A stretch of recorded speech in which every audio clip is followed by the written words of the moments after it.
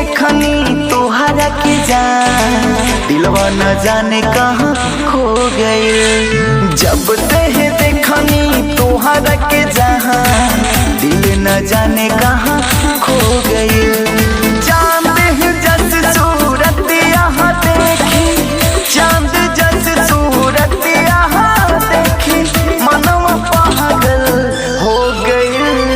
जब से देखनी तोहरा के जान, दिलवा न जाने कहाँ खो गए।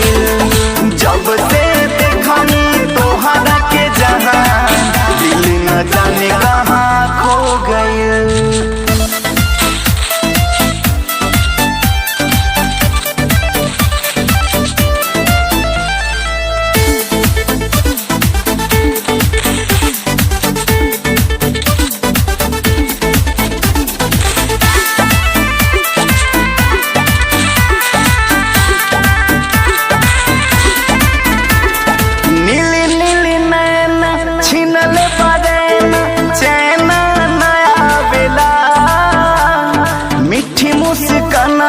पागल करे मनवा हमके सतावेला।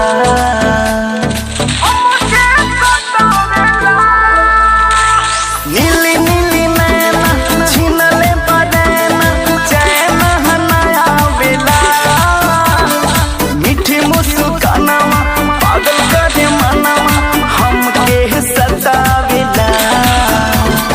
रात भर हमरा नींद न आवे, नइखे बुझात का हो गइल। जब से देखनी तोहरा के जहान, दिल न जाने कहाँ खो गइल।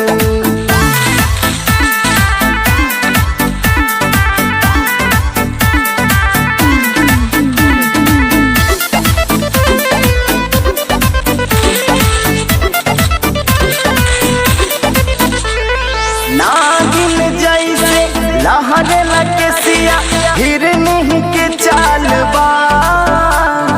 राइटर रविंदर आर्यन कहे उम्र 16 साल बा।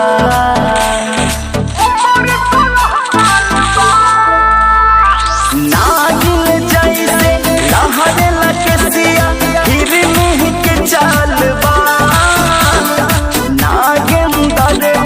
जाला हो कहे उम्र 16 साल बा। लागे न कतही हमरो मनवा, ऐसन बुझाता प्यार हो गई।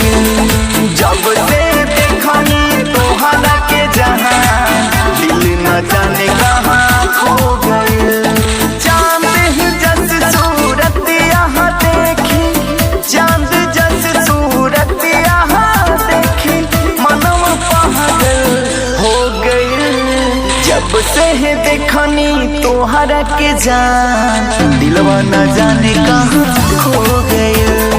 जब से देखनी तोहरा के जान, दिल न जाने कहाँ खो गए। दिल न जाने कहाँ खो गए।